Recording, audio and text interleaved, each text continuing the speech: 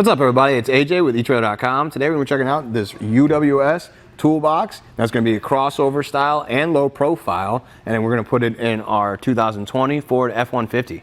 By the way, I'm going to explain what I meant by the low profile. It means it's only going to come up about 3 inches from your bed rails, which means if you look at the back seats, it's still under the seat and the headrest, so it's not going to impede your vision in the rear view mirror. And if you look down, crossover style means the toolbox doesn't go all the way down to the truck bed. That means you can still fit objects underneath here and close the tailgate so you don't sacrifice your whole bed by putting a toolbox in. The space down here is going to be 9 3/4 inches. Now that is with a truck bed mat in there that's taking up quite a bit of space there, so it's going to take away from that gap. But that's still plenty of room to fit a ladder or some lumber under here and still use your truck bed. We're going to have 2 latches. There's going to be one on the driver's side, one on the passenger side. The one on the driver's side actually locks up, so you can lock up all your tools when you're not around.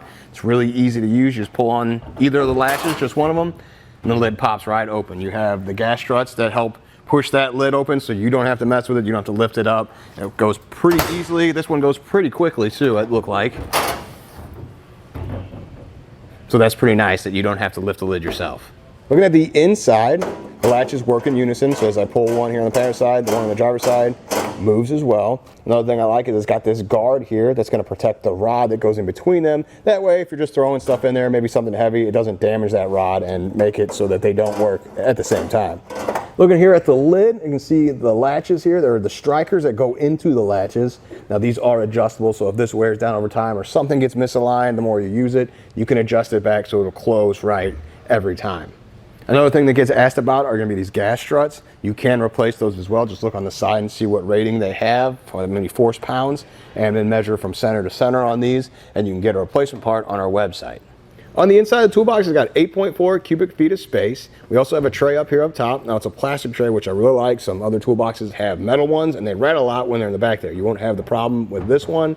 Plus, it can slide from side to side. So if you want it over here with your most used tools that you want to reach in and grab easily, you can slide over the driver's side if you want it over there instead.